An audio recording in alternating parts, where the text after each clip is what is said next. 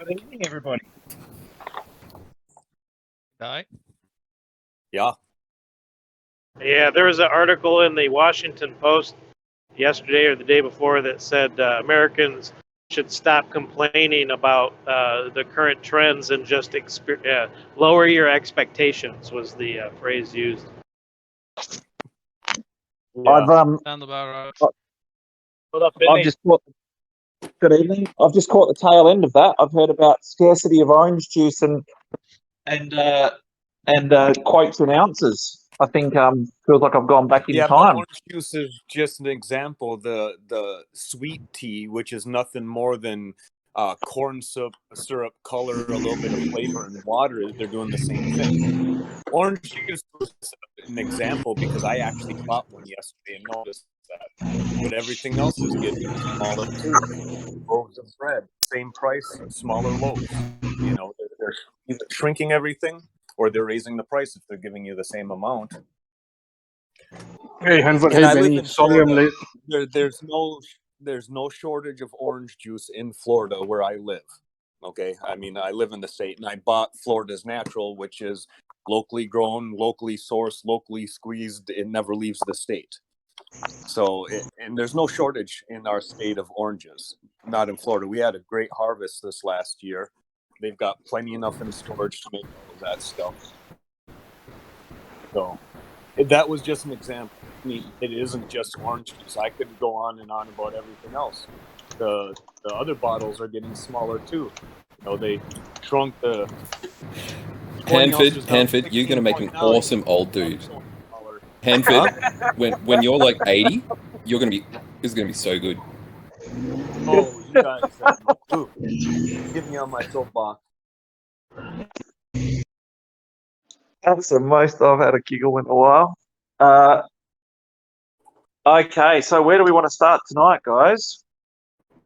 Yield Guild Gaming. What's the implication of the token swap in regards to RFOX Finance?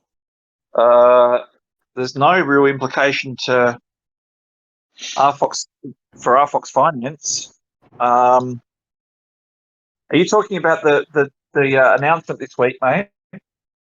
Yeah, with Yield Guild Gaming and the 200,000 in value of token swap. That's more sort of like if you have a look at the way they're structured, they've got like a portfolio of partners tokens, like a Vault type of a thing. So there's no implication on finance. It's more of a swap, a trade swap. So that they've got a holding and we've got a holding of theirs. And then as far as like the space is concerned, the virtual space, people actually asked several times during the week, like, how did you facilitate a deal? How did that happen? How did they get a shop? So as you guys know, we have two Marquee shops reserved for Marquee, or two Marquee shops reserved for Marquee clients in each quarter. They're coming into the gaming quarter, and the idea of the Marquee clients is to try and partner with businesses that are going to bring crowds into the virtual space and into our metaverse ecosystem. So we think they're going to be fantastic for that because of the fact that obviously we've seen what they've done with Axie and also their whole modus operandus is to educate people in the play to earn space. I hope that answers your question. Not really. A lot of people are speculating the thought that you guys might use the Yield Guild game tokens that you picked up to fund a staking pool in RFOX Finance. That was some speculation, so that's what I was hinting at. That has not been announced or decided. I mean, we're going to have like, obviously when you do a swap like that, you also want to make sure that people don't end up, selling straight away. This is more for a hold situation to show that the two parties are aligned and simpatico. So at this particular point in time, that has not been discussed. But we do have stuff coming up with pools that we will share as soon as we can. Wire pumping, I think it's obviously setups.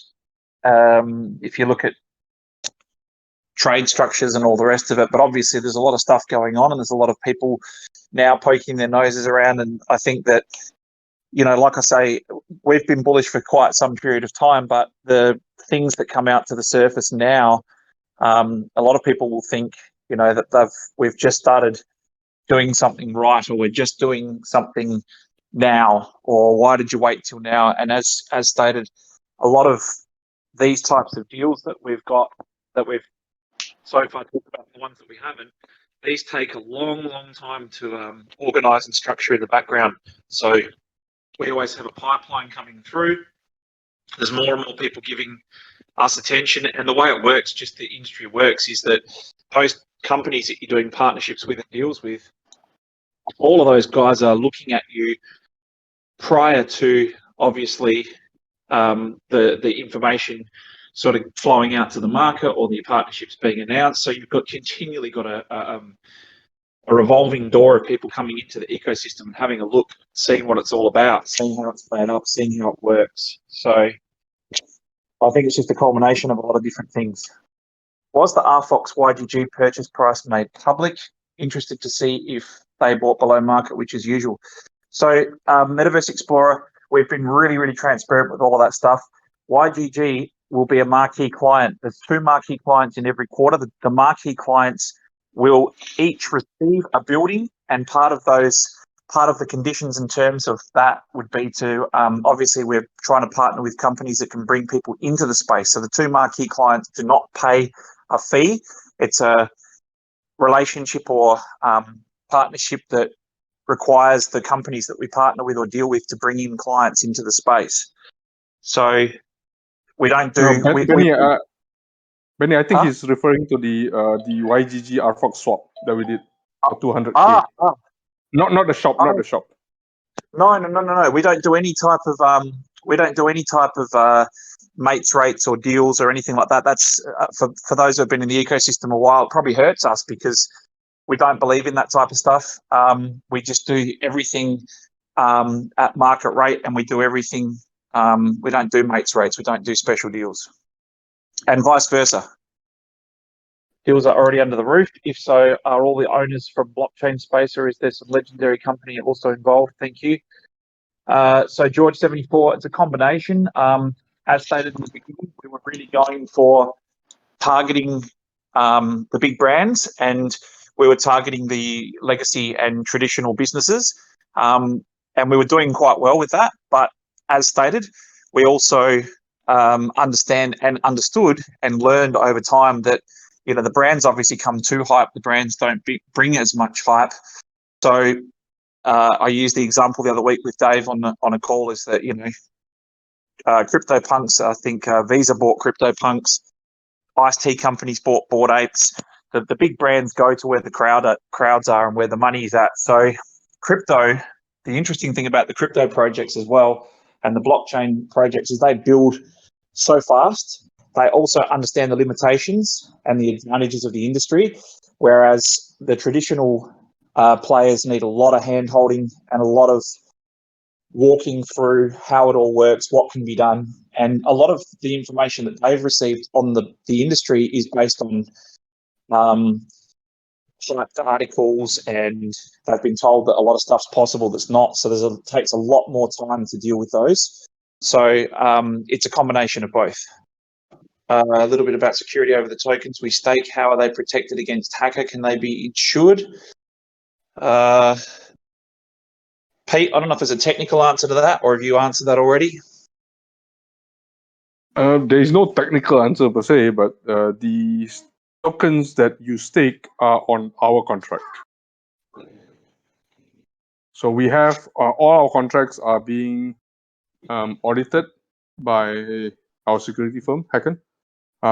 Whether they can be insured or not, I'm not sure. I don't know if they can be insured or not for the tokens. We did look at some of the insurance companies that would insure, and we're looking at whether that would be a partnership possibility and all the rest of it. But, you know, those companies, I think everyone that we sort of looked at or talked to or looked into all ended up being either dodgy or disappearing or whatever. It's a pretty shady space still for that type of stuff, especially new companies. Will RFOX Run be rolled out as a play-to-earn game as well in due course after play-to-eat? Sorry if this has been previously discussed. So the whole idea of it's a different type of game completely. So it's basically an idle game on a mobile platform that's provided by somebody else or commissioned by us. And the idea of it is to be an acquisition driver to bring people into the unified ID and get people to register an ID in our ecosystem. And there we can advertise the play to earn. So it is an acquisition driver. It's not supposed to be a play to earn game. Is the simple answer. For the Marquee shops, you say that they will be owned by the Marquee clients. Is it like a permanent acquisition that they can sell on OpenSea in 10 years, or is it following a contract?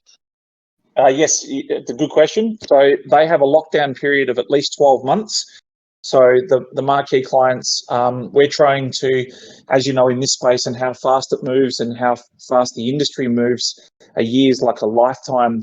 So they have to maintain, hold and sit on for a year. From the discussions that we've had with all the guys that we've got so far is that they're not, no one's looking at really sort of moving. They understand that these things are going to take a long time to bite and develop into their full potential. So I think that most of the partners that we're choosing are looking for much longer term partnerships, but yes, they're locked down for the first 12 months. And then they can sell it, or do you move it on to different Marquees? No, they can sell if they like after 1 year. And we should have been structuring good enough partnerships and deals that we've got an extremely good situation come from the partnership as far as traffic and as far as awareness and everything is concerned. And ultimately, if we move as fast and the industry moves as fast as it does, I think that, as I say, that's equivalent to a lifetime. And I think that's it's an attractive proposition for both parties as well, because they know full well that if they do a good job over the course of time, that increases the value for them as well. So we thought that was a fair amount of time. So it'll be interesting to see how that does play out. Yeah, that's what I was interested in. It's really cool. Thanks. No problems, mate. Is Harambe a Marquee client? No. Were they allocated a Marquee store? No. So they're looking at purchasing a store to take residency. We've got a number of different people that will come to light, as I said, based on their schedules. I've given up trying to work out what other people's schedules are. So with YGG, for example, and all of these deals, they take a long time to get underneath, and we obviously know about them well ahead of time, but they just take a long time to. Everybody takes their own time. They've got their own marketing schedules and releases. So we're at their at all of the third parties' disposal. With the RedFOX Finance arm, are there any plans where we can park swap half of our VFOX returns into stable coins and earn interest similar to Celsius app? Would be great to have a one-stop shop and manage the tax implications on one platform. So Stormy, it's one of the things that we are working on now. I can't answer the full question for you other than to say that we have and are looking into the option of stable coins. It's something we've talked about for a long time. Obviously through Galaxy and Mike Novogratz, we did speak to Luna, and we've spoken to some other people as well. Ultimately, at least the option or the possibility of a stable coin, and taking into consideration we've got the farm as well as also a lot of the products and services that we have, and the end goal of that digital inclusion, bringing on a lot of new people into crypto, hence the digital inclusion. We feel as though that a time will come where we have to have either a closed system or a loop, or something that requires us to use the stable coins, and we've got some use cases for that. So we're still working through that. Nothing's been decided as far as a partner is concerned. However, who we're working with at the moment is providing viable options. So it's a matter of whether we can assess that and move forward with them. think we need a Princess Marquee shop in the vault for that lady that keeps asking here each week. She's persistent, isn't she? What is the latest up-to-date users for the RFOX Run? So it just started on Monday, mate. Monday afternoon. I saw that after a couple of hours, we had 17,160 people were already playing after the first few hours. They haven't even started doing the proper marketing push for it locally yet, because for those of you who are familiar with the region, Burmese is quite a difficult language to translate. And if you get 4 people translating, you'll get 4 different responses for how it should be worded. And we noticed that the banners that were being made up by one of the partners is, we sort of said that's not really translated well. The good part about understanding the translations and stuff is that we've got My Media's expertise, and they've got a team on the ground, obviously. So they were able to pick up that it's not worded correctly. If it does follow on from the way the previous tournaments have, as stated, they get about an 87,000 per day average of users, which is tremendously huge. And at the moment, Myanmar's in holidays or on holidays. So you'd expect that there could be quite a number of people playing, which is great. So far it had a very strong start in the first few hours, and today's the first, I think today's the first proper full day, and then there'll be marketing and advertising done very shortly as well for that, with all the banners and the push outs. How is the beautification going around the shops in the Callinova quarter? Do we get a sneak peek soon? Yep, for sure. As stated, Marco, we have, the last couple of weeks has been kind of boring, unsexy stuff as we move in towards, obviously there's 2 components. There's the actual platform itself, and then there's also the shop and the integration to the shop front and the white label NFT white label platform as well. And the last couple of weeks has been very unsexy because it's been lots of code transfers and code-based work and stuff like that. So every now and then you go through those little patches where it's not really too much on the UI side, it's more on the code base, and that's obviously extremely important because we've got... Benny, that is sexy. Or to you it's sexy, yes, but to the people that are saying, give me a look, show us what you got, it's a little bit boring, isn't it? But very important, because we've got effectively, correct me if I'm wrong, Pete, but we've effectively got 3 rollout stages, because you've got the VR and the web and web, VR, PC and mobile. Yeah, VR, PC and mobile. Yep. So that's 3. There's 3 distinct stages. So that's it's important that code's really important to us, and it's a big focus for us at the moment. Will the partnership with YGG provide a possibility of partnerships with other brands YGG is partnered with? If I told you that, Hanford, I'd have to kill you. But the answer, honestly, would be, of course. I think there's already been some things alluded to, hasn't there? Any date set for when the next auction takes place? We've stated on the roadmap that it will be this quarter. So we'll give you, we're doing updated roadmap for the entire business now. So how we're doing it is, when I say the entire business, I mean all of the ventures. So we've been, as stated, spending a lot of time behind the scenes on new messaging.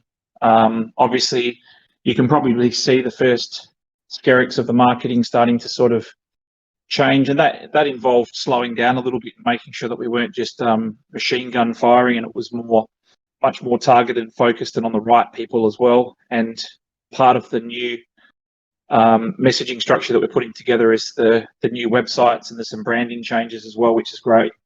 And in relation to that, there'll be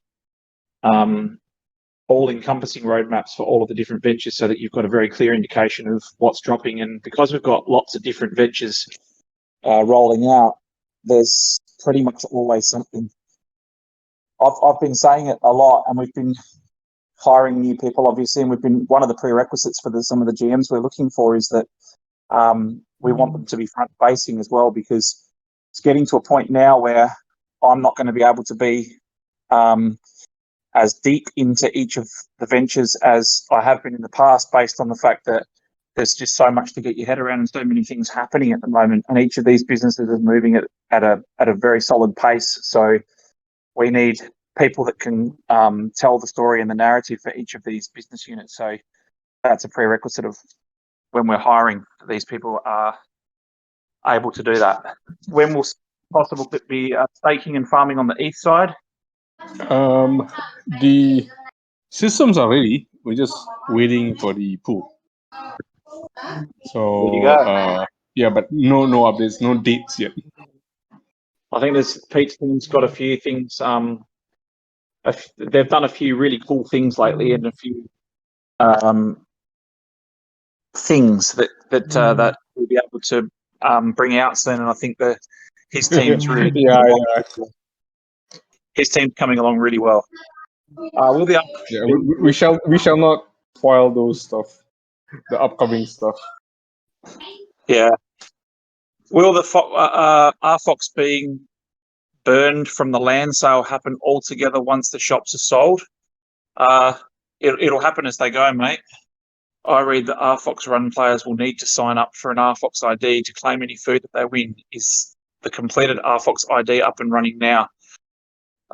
Pete can probably give you more of a technical rather than me butchering the answer to that. So, Face, the RFOX ID, we actually did a test run on that. If you played the Slam game, as in during closed beta, you've already using RFOX ID. When you sign up to play the Slam game, there's a login that you use. That is RFOX ID. That is on testnet though. So this one will be in mainnet. So yes, the systems are ready. We're ready to for when the RFOX Run game cycle ends in 2 weeks. I think their cycles are every 2 weeks. So they run the tournaments, 80,000 or some bunch of people play, and then they get a certain number of winners, and the winners sign up for RFOX ID and claim the food voucher. And I believe anybody else who didn't get into like the top the top winners, they can also sign up for an RFOX ID for a chance to win something like a lucky draw or something. So yeah, Yep. hopefully we'll get more sign-ups on that from the traditional space, like in this case a media/gaming space. And the game is not like it's not a complicated game. It's just a HTML5 game which you play on a mobile phone, and after a few tries you want to throw the phone on the wall. But that's for me. But yeah, there are a lot of people who play a lot of these casual games, super hyper casual games. Yeah. So when I was talking to the team today in media, and I was saying, cause our fallback is always, we'll have to do it manually until the tool's ready, or we'll have to do it manually until we've got systems in place. And I'm getting more and more of this lately. They just turned around and said, "Nope, no need. It's all ready to kick in, so that people can claim their vouchers and do the RFOX ID by the time that they're ready to claim." So, yeah, they're confident we're getting very close to that. Any updates on CogSlam game? I think Fads, you're here. Yep. So we have two big updates for you guys this week. One is that our Apple Store has been improved, and we can start the onboarding process for the open beta client on Apple. So that's a huge relief as well, because that was really out of our control until Apple approved our application. So now we're going to onboard the open beta client. For Google Play Store, it was ready. We just wanted to sync the application process to the live shops. So these will be our actual accounts where we roll out games. So Slam will be the first one, and the next one will be using the same accounts as well. So the key difference between the Apple Store and the Google Play Store is that for Google Play, you can pre-register your interest in the open beta. So when that page is live, we will release an announcement. So anybody on Android can just go there and pre-register. For Apple, we don't have that feature yet in the ecosystem for Apple. So what will happen is that when we officially launch open beta, you don't need to pre-register. You just go into your store and download the client, and you can sign up already. So The reason why we're doing pre-registration is that we're also targeting certain markets like Philippines, Indonesia, and possibly India as well, through some discussions with the communities there. So when we do pre-registration, we will also use it as a measure of how active the signups are for those territories that we're doing marketing versus the rest of the world where we are not focusing on at the moment. So yeah, so these two things are the big things that were happening this week. We should be able to test the play to earn cash out function for people who qualified for 250 games and above, and have been given coins.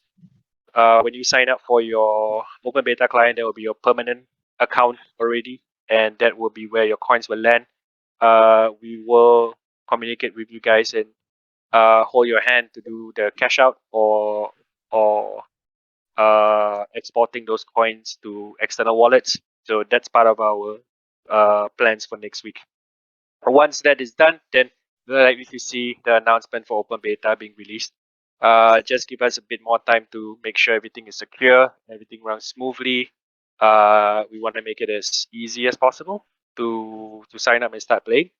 But we just finished a couple of meetings this week where we were talking about the arena system and the tournament system as well. So I think the tournament system will be a huge catalyst for people to come in and try out Kogs. We'll release more information about it. Or I'll let Phil, who designed the system, describe how the tournament system will work and how it benefits people who basically have troops and can decide whether or not to migrate their troops from staking or remove them to hedge their bets on how the tournament system will work and reward them. But yeah, we will start releasing designs of Kogs that you can earn in arena and tournaments as well, so that you guys can see all the new artwork that we will be releasing. That's primarily all the updates for Kogs Slam. For the special edition, we will be announcing a special edition. Should I tell them the nature of the partnership with IPF, Ben? Yes, you can if you like. Yeah, so we will announce a partnership that allows us to fundraise for a very, very worthy cause. And I think the team also believes it's a worthy cause. We are going to probably announce it maybe in a couple of weeks, or hopefully by next week, because we need to make sure everything is kosher and all the paperwork is done. Then we can announce it. But we've been working on this special edition for about 3 months now, or slightly more than 3 months. And yeah, the artwork looks really cool, and the partner has been very impressed and very, very excited to do this together with us. So we might bring them in for AMA session together with you guys to explain the collection and the purpose behind it. But yeah, look forward to that news next week. That's it from my side, Ben. Guys. Thanks, mate. Hey, Benny, I noticed you're an advisor to another crypto project. How did this come about? Does this factor into RFOX or just advising the project? Mate, I'm probably too nice sometimes. I do a lot of phone calls with people just to sort of, give people a helping hand or whatever, and I end up as an advisor somehow. So I don't do any paid advisory work. Never have. So sometimes projects give me a call, or so someone says, look, can you give us a hand? I'm stuck on something, or you guys have been through this before. And then, yeah, sometimes I end up as an advisor somehow. So when will Lenny do an interview with Scott Bolton immediately prior to the Valt launch and chasing space, maybe with RFOX Media perhaps? Yeah, so Metaverse Explorer, there's a lot of work going on behind the scenes for the structure of that. It's obviously going to be a pretty big NFT project. I firmly believe it can be one of the top projects for sure, especially considering who's behind it, the ETH crowd. I think it'll be pretty big. So Scott will start talking about it as soon as a few more details on the nature of it are fleshed out. But I think Scott's main interest to people will be just general space questions and stuff. He's like I say, he's like Uncle Remus. You just want to pull up a pew around the fire and ask him to tell you more stories. It's just, that guy's just had a pretty charmed life as far as excitement's concerned. How was the Twitter feed feedback? Did many people participate from the community? Was it helpful? So far, the last I checked, which was a few days ago, we're waiting on more results to come through. First couple of days, we'd probably had about 120 people that at that stage fill it out. I'll see if I can get you a more up-to-date number. Feedback was, so far from what I'd seen, was pretty much what we would have expected. So looking forward to collating that. That's what our background is. So looking forward to collating and having a look and seeing how it all ties together and sharing that feedback with you guys. But we'll do it properly. And as you can see by the structure of the survey, it's a proper, like a lot of the surveys out there are pretty awful. This one will give us targeted feedback that we can act on. Question from Twiggy: can we transfer tokens back and forth between RFOX IDs? And is it easy to cash out? Would this be similar for newbies to, say, a Binance account? Pete, do you want to try and answer that one? Yes, you can. You can transfer anything between RFOX IDs. That's part of the question. Is it easy to cash out? It is easy to cash out. If it's the one that we're working on right now is for the Philippines. Zubi is not in the Philippines, so I think if she's asking on behalf of Europe, then no, because the one that we're working is specifically for the Philippines, for cashing out RFOX on the Philippines. But you can send it over to Ethereum and then cash out via your normal means, you know, KuCoin or not Binance. RFOX is not Binance, but KuCoin or Bittrex or whatever that you're using. Yeah, but Pete, I think we're fairly close to having that. I think we're getting ready anyways to talk about some of the more global players that we're teaming up with as well. So I guess we can tackle that when it comes. So we're working with one for the Philippines. We're working one with more like Southeast Asia, Australasia area, and the other one is for global. That doesn't cover Southeast Asia, unfortunately, but it does cover Europe and the US. It's more than 100 countries, right? Yes, correct, but not Malaysia or Philippines. No. Yeah, so that's why we need to try to cover, you know, as much ground as possible. Can we transfer first and second and third edition Kogs to another RFOX ID? Second question from. Yes, same thing. We can transfer. You can transfer your tokens, your RFOX tokens, or your Kogs, or your Vault shop if you want to, between RFOX IDs. Does RFOX Finance have an AMM? If not, why is it not needed? If so, why is it needed? RFOX Finance has an AMM. Right now, we're using the AMM for PancakeSwap. PancakeSwap's AMM. The router, the PancakeSwap router. And then for Uniswap, for Ethereum, we're using the Ethereum router. The Uniswap router. What the heck am I talking about? But whether we'll be using our own router or not, it's not decided yet. Generally, the rule of thumb, guys, so that you know, so it doesn't just equate to the finance, is that a lot of what we do outside of our core code, core infrastructure, it is possible that we will use third-party tools for a lot of things that we do, especially in the early stages, because, for example, if there's established products out on the market that are robust with great support that can help us scale, then we would use those, and then you'd only look at replicating that type of stuff if it's too much of a line item on if it's too much of a capex or opex expense, and you say we want to make sure that we and we can see that there's a path to profitability and replicating them on our side. But a lot of stuff out there that's not core, that's not our primary part of our business, we can 100% look at external applications and external stuff, because people keep saying to me, look, you guys want to build everything. We do. We want to build everything that's core to our business. We want to build everything that's integral to our business so that we can make sure that that's locked down to a certain extent. And what I mean by lockdown is obviously a business's value is only the ability for it to be able to offer something that's a unique selling proposition, or for the ability to be able to have a unique advantage or edge over other competing businesses. So we have to make sure that our core stuff is very much in-house. Question from Lonely Warrior. I mean, I imagine RFL will need a pool of RFOX reserved for backing each transaction in the vault with RFOX. So does the team already have some initial RFOX reserve for such use, or will they have to buy from the market? So that's a very good question, actually, because that question is answered by the market. Now, what I mean by that is we've got ecosystem development funds, and we've also got allocated tokens that we can use. And the simple answer to that question is it depends on what the token's worth as well, because, well, I guess that's pretty self-explanatory, right? Obviously, the higher the value, the less you need. And we've got a steady flow that comes through. So the lower the value, the more we're going to need.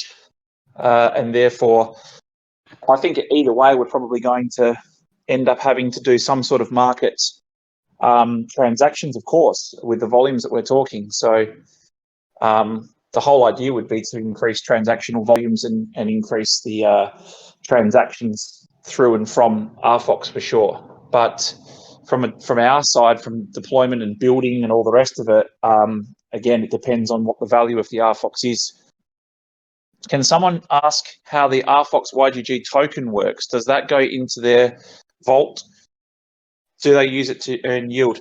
No. So R2, well, on behalf through Zuby, the way that it currently works is it's basically these types of things are like the old blood brother. It's a sign of faith. It's a show of faith. It's a sign of a partnership, and those tokens would actually trickle out over time and be locked away. So even though it's a swap, they'd be locked. So it's basically a sign of commitment to each other that we have longer term aspirations and plans. How do you route everything through RFOX if you don't have your own router? That's a magic. You put more behind there. That's old. No, you can route without our own router. That's the thing. So cool. That's why it's called a router. They can route it. You don't have to have a router to route it. But I think Urban Gecko, I think I'm trying to answer your question in a way that provides some value to people listening as well, as far as a general value, and that would be one of the things that would require some sort of routing, and one thing that we have been looking at is, I talk about it all the time, and I know it frustrates everybody in the industry, I'm sure, but you imagine if we become much more multi-chain, and it looks like that's going to happen pretty quickly, someone's going to come in. So you're trying to clean your messaging up, make it more attractive, make the proposition more simple. People say, love it, get RFOX, understood what it stands for. Cool, awesome. I've bought some RFOX. Now I want to buy chocolate milk, for example, and you say, you've got the wrong RFOX. Can't do it. Wrong chain. And then you need that RFOX. So what do I got to do? I've got to send it across a bridge. I've got to swap it. I've got to exchange it. I've got to pay fees for it. So one of the big problems that the industry has, and one of the problems where it's not so much of a router, it's more of a pool. And again, people would frown on that or say that's not crypto. But the thing is that the only way you can really get around that is to have either some sort of swapping tool or mechanism, which will cost you money, or some sort of way that you can receive payments and then make sure that it doesn't matter where they've been received from. And the only way you could do that is to make sure that you've got a pool of RFOX and some funds, so that if you are supposed to buy it on the ETH side and you use Binance Smart Chain side, that it can still work. But this is a problem that's plagues the entire industry, especially for multi-chain tokens.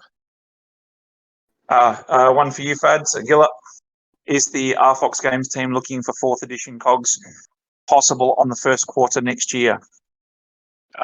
We don't have information on that yet at this point. We are focusing on the game and the special editions. I know I spoke about one special edition just now, but we will be releasing the roadmap shortly, so you can see all the stuff that's happening till the end of end of this year, as well as the plans that we have for the next 2 quarters into 2022. So information regarding potential special edition drops or features or tournaments, all this will be laid out in the roadmap. So you guys should be able to see it soon. Any option for Malaysia to like boost or touch wallet just like Gcash? I think actually, yeah, I don't think Malaysia's covered yet, mate. No, not yet. But the thing is that we have actually talked to, like Go Armor has a strong, like a proper full-blown partnership with Boost as well. So this is more, like Fad says, the important part is to get the stability of the game and make sure that everything's ready to scale and all the rest of it. And some of these things have probably crept up on us as well. We've got some people that come and knock on our shoulder or door and say, do you want to talk about this? And for us, it's a matter of when we're ready to. I know that we, like, for example, I got asked twice this week because obviously Immutable X is bringing out their token this, like, soon, or they've done their sale, and there's a lot of hype around Immutable X. And just, I know that we talked about the fact that we will definitely integrate Immutable X at some stage, and that's what their platform's built for. I keep getting asked if we've been talking to them recently. We just reached out again today in relation to how to plug in. The white label is obviously something that is appealing to those guys because that would give their audience a chance to be able to release collections and have a site and have a white label platform for Immutable X. And it looks like a lot of big projects are going there to launch their collections as well, which is great. So none of that stuff is off the table at all. Is Novogratz still interested in RFOX? Yes, he is. He's still invested. He's still interested. The thing that's different about crypto and the legacy world is that, or legacy industries, is that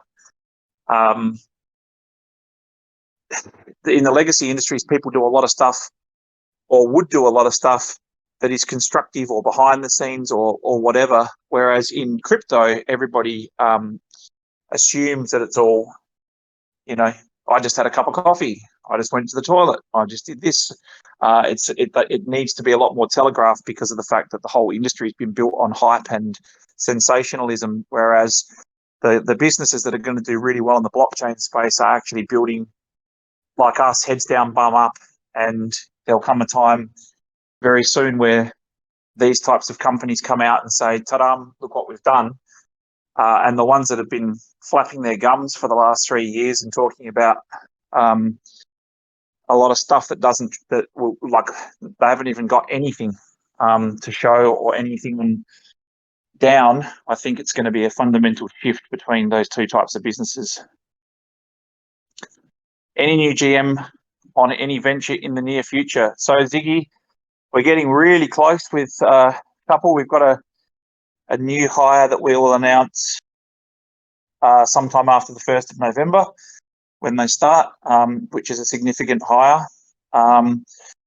We always are sensitive to making sure that we wait until the person starts because we're not 100% sure of their situations in relation to what we can and can't say.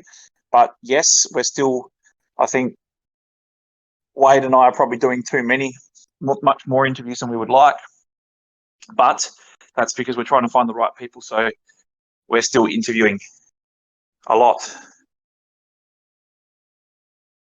When you say Novogratz, it's invested in your money in company token holder or closely watching the project. Yeah, that's a poor choice of words on my part. Token holder. I've got to be very careful with the wording, right? Because technically a token holder is not classed traditionally as an investor. It's a token holder. So yes, I should make that differentiation. He holds tokens. How did the chat with Elon Musk go about getting Tesla in the vault? It didn't. There's no chat with Elon Musk about getting Tesla in the vault. I did get asked the other day if we are talking to technology companies from the traditional space. the companies that we sort of speak to as far as building stuff is concerned are generally, to be honest, they're generally based in the blockchain space. The standard question that we would have, I mean, the standard type of conversation, just to bring you guys up to speed on how it works, because I'm sure, I mean, might bore a lot of you, but for those of you who ever wonder what goes on behind the scenes or how the conversations transpire, with a legacy industry business, the questions are always related on, we don't know how it works, we don't have the expertise in-house, we don't know how we would approach this, what would you suggest? And then much more sort of, now can you help us do all of that? Can you provide all the resources to deploy that? How would we go about this? We're worried about how it works or how it's perceived, or there's a lot of reassurance and a lot of talking and a lot of hand-holding, and blockchain companies are much more sort of like, let's go, let's build. We want to do what you're doing. We've got similar values, let's go. So the blockchain technology companies want to move 10 times faster and can, but I think it's fair to say that a lot of what needs to be built or we want to build, there's not even basic tools for, as I've said a million times before. So it's kind of people sitting down trying to work out how to get something actually done, how to solve the problem. Yeah, that's very correct. So we're now building the tools, building the foundation for stuff that we want to build. It's not that we can immediately build what we want to build right now. And we've had many of those conversations like, hey, wait a minute, you want to build this? We need this. None of that exists right now. So we're going to build those. And to build those, we need something else. So yeah, it's like building a building. I always tell people that, right, you got to put the foundation correctly and then build up, upwards. You can't build the penthouse or right on top before building everything up. Yeah, so I think it's interesting conversations that you have, and the thing is that certain things are possible in blockchain that are problem solvers or obstacle movers from the traditional space. So once people hear that you can do a couple of things, they start saying, oh, and they've got like a wish list, and that we have to also be mindful of the fact that we have to say, look, that's not even in our scope of work. We don't even have that planned out. It would be very easy to get derailed, very easy. Is RFOX token still looking to be used in grab taxis payment in the Philippines, or not a priority right now? When we're talking about payment systems, we're talking about Bahe, which is the new transportation system through that Brian Koo co-founded, which is a jeepney type of industry. That, as you can probably imagine, those industries have been absolutely smashed through COVID. So not a priority at all at this particular point in time. How will some traditional company be able to get a shop in the Vault after a couple of years? By paying fortune to owners. Yeah, that's true, George74. I think that we've talked about this a number of times, and I think what we are going to see is we're going to see that the global Vault, this one, is going to be always going to be I would say on the high end of price, very expensive, and I'm sure it's only going to get more and more expensive as time goes on. Now, the question we got asked is, how does that sort of tie into digital inclusion, and how does that translate to the local audiences? The simple answer to that is that businesses will have a chance to be able to really get in and at a much cheaper rate in the local versions because of the fact that they will be specific to a country and location based. And we have talked about this. I've talked about it in a few interviews recently, where you see that businesses that have struggled to get into the Southeast Asian market or into a particular country see things like the RFOX Vault as being their doorway in. Because if I want to start a business in the Philippines, I'm more than likely going to have to get a local office or a business registered, 60-40 ownership rules. The legislation and licensing for setting up is very difficult. And opportunities like this make it much, much easier for people to transact digitally and to be able to start businesses in these countries. Seeing the traditional companies plan rollout 7 months, 12 months ahead, are they more prepared now for the sale in December? I think that obviously we've starting to talk about who's coming in. We've started to talk about this type of trade. I think what comes in the next couple of weeks is kind of really crucial, because what comes in the next couple of weeks really dictates what comes next from the public perception and what comes next from, and by that I mean what comes next from the people who are buying in. I think, based on all accounts and what we're seeing, we're going to get a lot more crypto-based projects come in as well.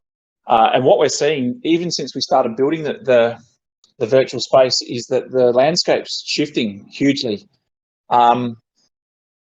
Blockchain businesses have really started to get their act together. There's some really good ones. There's some really crap ones as well, of course, but there's some really good ones that are building with good intent and full steam. And these guys understand that we've reached this sort of inflection point where they're becoming more long-term. They're going to hold a lot more long-term appeal than some of the traditional companies. And I think the traditional companies are now running to keep up.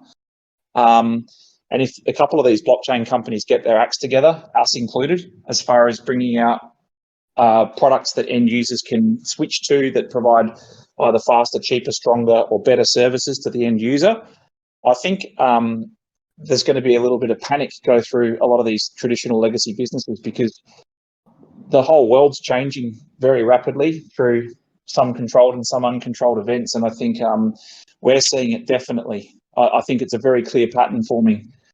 The next Amazons, Googles, and Facebooks and stuff will come out of the blockchain space, no doubt. Absolutely no doubt, because they've got money, they're cashed up, they've got the technology, and the smart ones are not building just for now. And that's where we've got an advantage, and I think that's still our strongest point, is that we're building for 3 steps ahead. So the companies that are looking future forward and trying to build stuff that will be used and want to be used, and we can see where those markets are going, will end up being the big companies going forwards. There's a lot of companies that are still doing very cash grabby type of things that are saying, let's capitalize on the market conditions now. And once they do, as you've noticed, they switch off, don't care anymore, completely change their attitudes, the way that they're focused, they don't care. So those companies with a longer term vision who are building something more substantial have every opportunity to be the next Google or Amazon. If you had your time again, Benny, and could change one decision that you've made over the last 12 to 24 months, what would it be? It's a very good question. Marketing. I would change the structure and who and how we've done our marketing, because now we're playing catch up to try and let everybody outside know what it is that we're doing on the inside. And even those of you who have been on the inside for some period of time, you continually tell us, and it's come out in the survey as well, we see something different, but we have to spend a lot of time in there and get to know it. And then it's not really easy for us to just go and tell people what we see. It's convoluted, the messaging. And yeah, that's the honest truth, is we could have done that a lot better. And the good part about it is this little period that we're about to head into in the market for crypto and also for building, we have, it's almost like a rebirth, a second chance to get that part of it right. So we will. Might not be a sexy answer as you want, Stormy, but that's the true answer. I believe in our team more than I ever have, because we're bringing on just a stronger and stronger team every day. We're building on the inside, and I think that the vision has never really changed, and we're all very, very much believing in the vision, working really, really hard. And now it's just a matter of making sure that the front-facing and the outside world sees what we're building on the inside. And that's what we've got to get right, just that message. And when we do, there's not much that can stop us, I reckon. It's funny how so many months ago we were chatting when Bitcoin crashed and now it's pumping all-time high. I'll tell you one thing.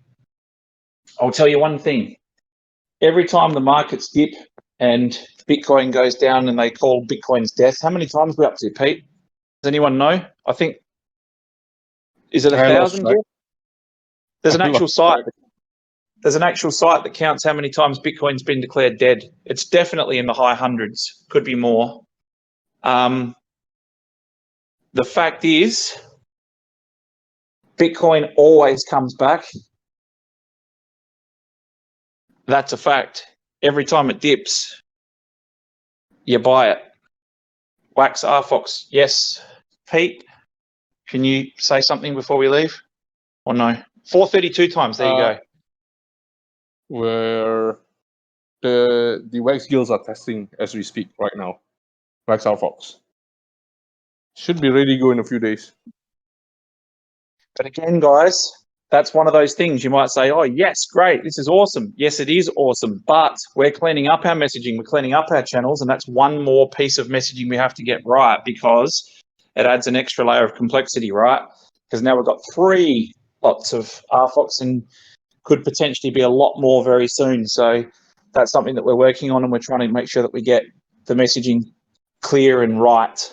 But you know what that spells, don't you? Because it means that we can start to move towards RFOX for everything. Cue the music. All right, that's my cue to get out of here.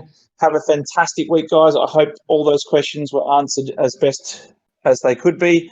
And yeah, really excited. Great momentum we're heading into. Don't miss next week. Next week should be very big. Have a good week, guys.